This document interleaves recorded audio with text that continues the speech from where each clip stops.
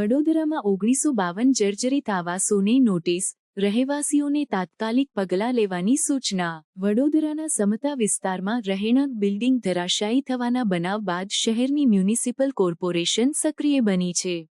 કોર્પોરેશને ગોરવા અને જૂના ગોત્રી વિસ્તારમાં આવેલા 198 બ્લોકના 1952 જર્જરિત આવાસોને નોટિસ ફટકારી છે। આ નોટિસમાં રહેવાસીઓને તાત્કાલિક ઘર ખાલી કરવા અથવા જરૂરી રિપેરિંગ કરાવવાની સૂચના આપવામાં આવી છે।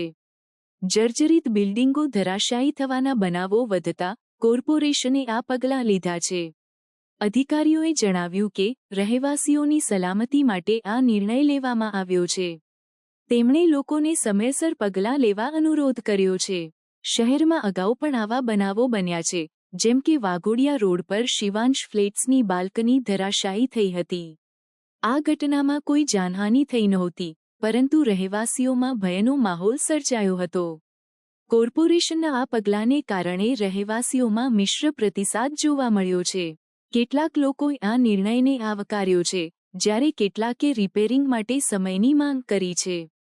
કોર્પોરેશને જણાવ્યું છે કે લોકોની સલામતી પ્રથમ છે।